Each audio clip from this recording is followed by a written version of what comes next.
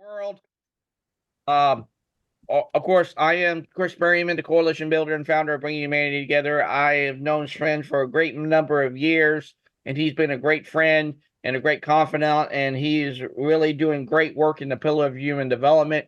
And this is going to be a great and engaging conversation. Not only we can build connection, but create engagement, create opportunity, and really build out that community one person at a time, one conversation at a time, and even one moment at a time. So I truly believe we're going to have a great and engaging conversation that really will open up our eyes and maybe see the opportunity that is there to really bring humanity together. And we're going to do that not only on this call, but on every time that we show up.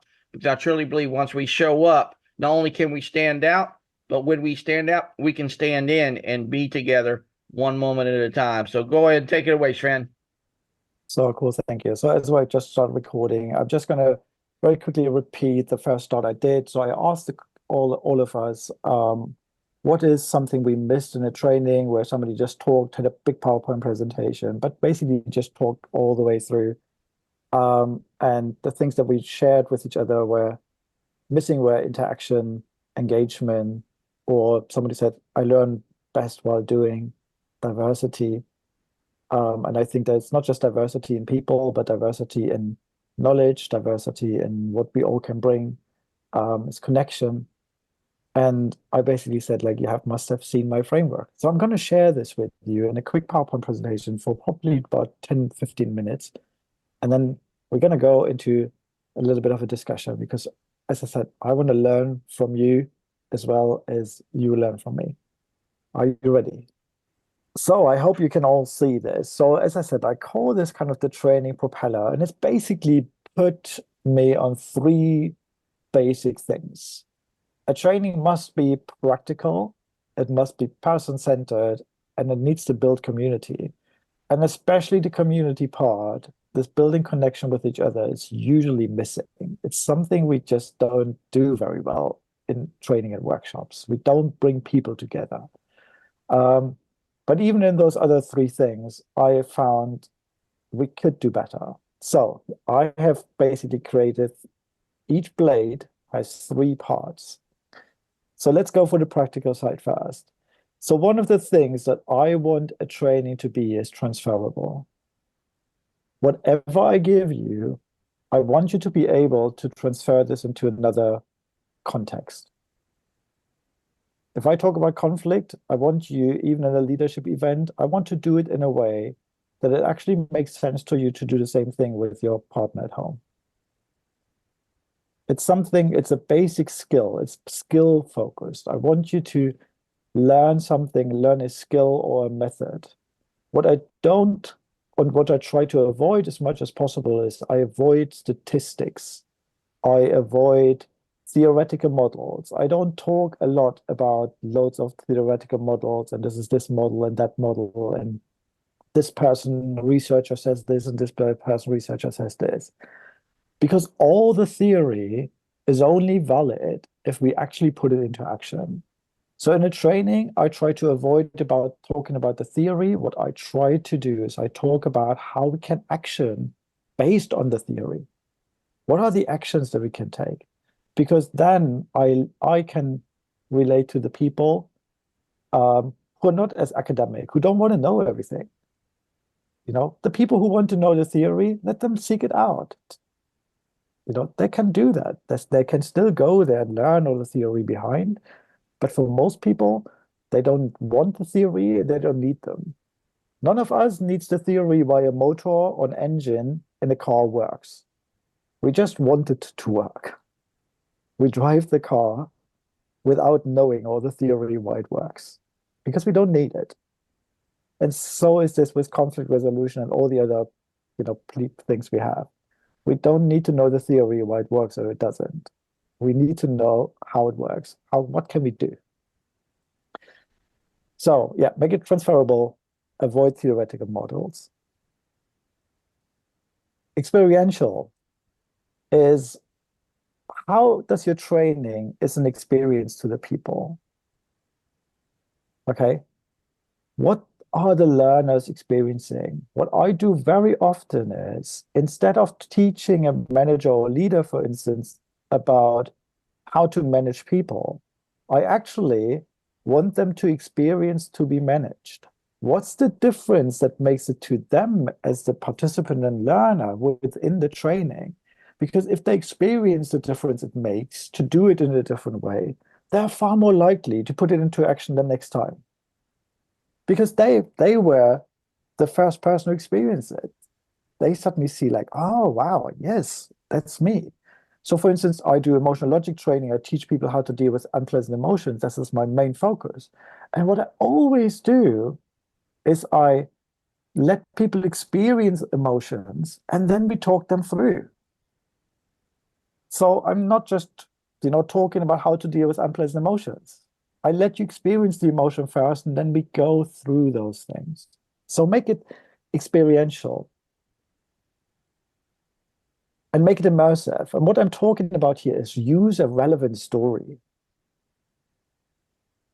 And that story is not just a story to talk about. What I did with you at the very beginning is I made you a participant of an event and just asking you, how was your experience when you are in a training event like this and this?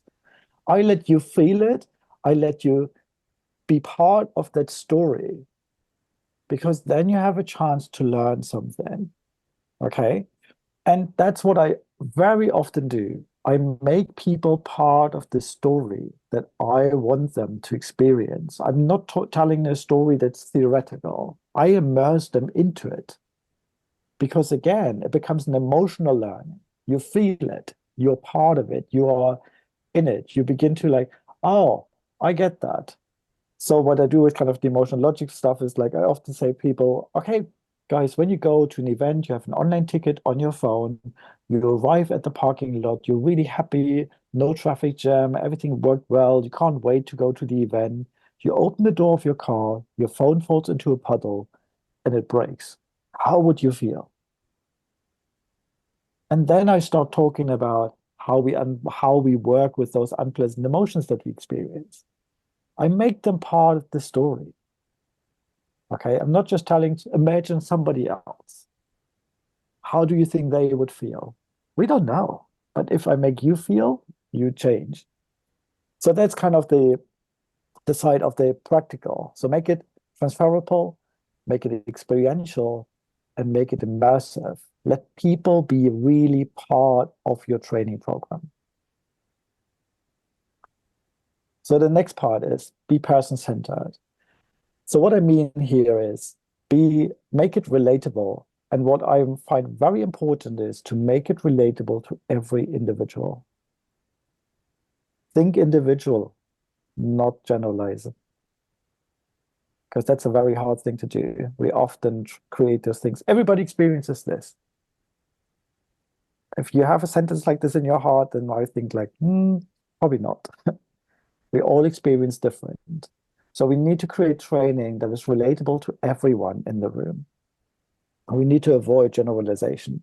And that's unfortunately something that statistics always do. They always generalize. The second thing is make it developmental. Focus on character building.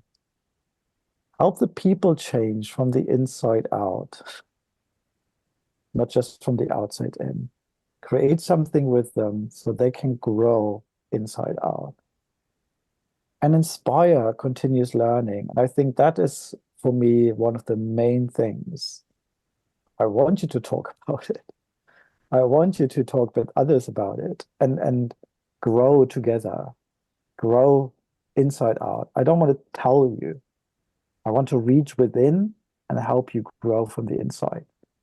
That's kind of what I mean with creating something developmental.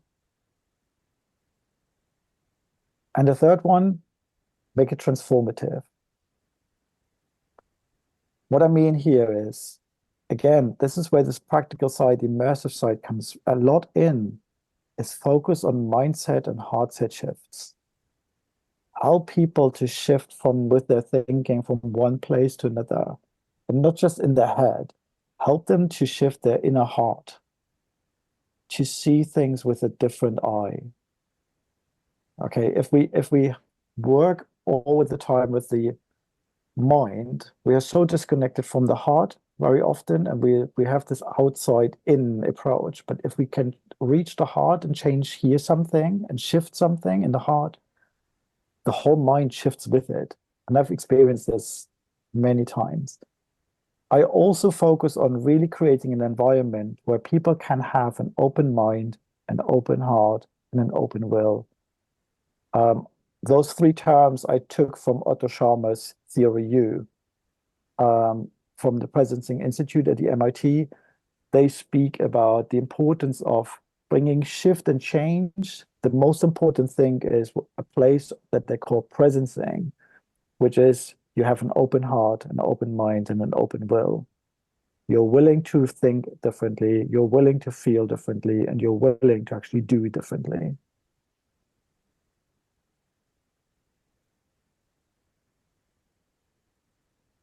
Any questions so far?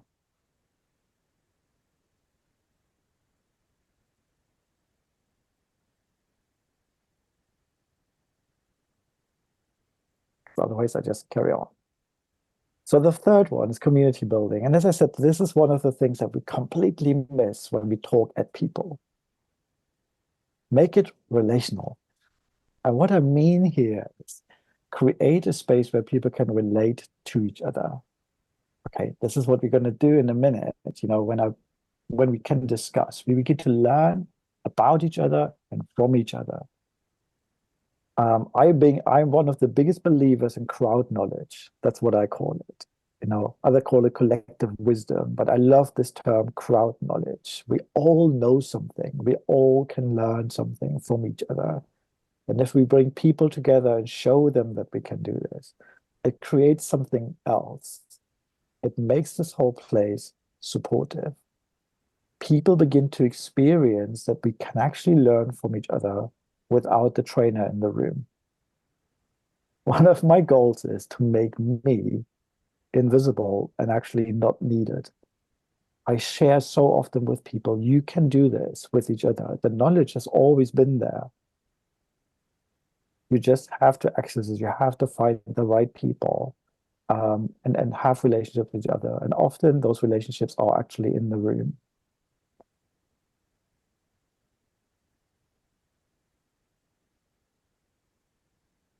And then make it collaborative. What I mean here is let participants contribute.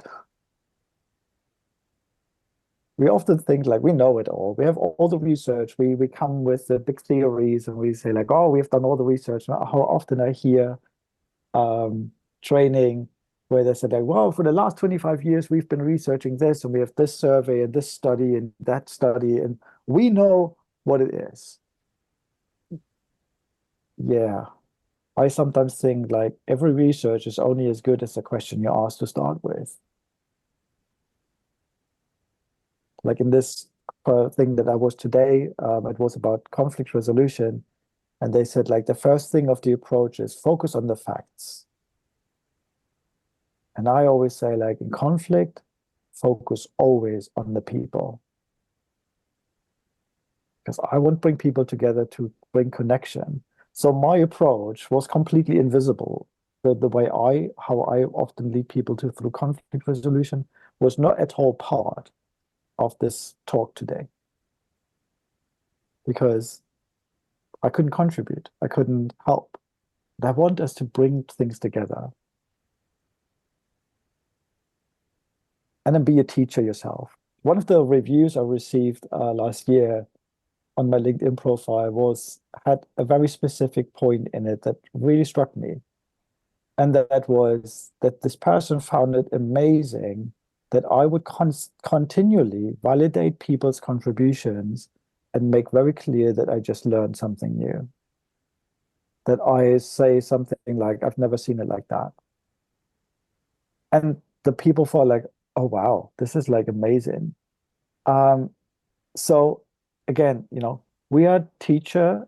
Yes, we might be an expert in some area, but always remember, we are just in our own world. we only know our own world. If we open up to the worlds that are just coming into our meetings, we all learn from the others. It opens our minds. And therefore, the experience for everybody becomes an experience of learning. So that's it. That's kind of, what I've created for me. As I said, I've created PowerPoint, a PDF document, which kind of has questions in that you can go through. So you will see similar things you've seen in the presentation. So you can yourself experience some of those, or go through your own training and say, like, okay, I'd love to bring this in. How can I do this? And remember, we can help each other. One of my clients, I started training with them in kind of 10 days. And as I said, like, I always love using stories and make them relevant. But in that case of this company, I couldn't think of something that was relevant, something everybody experienced, um, but not too triggering. And I was like, oh, I can't find anything. So I just spoke to the person, to the organizational development manager, and we just had a quick chat. And then she came up with something. I was like, that's it. I would have never thought about that environment even that she mentioned. But this was kind of, for me, an amazing situation.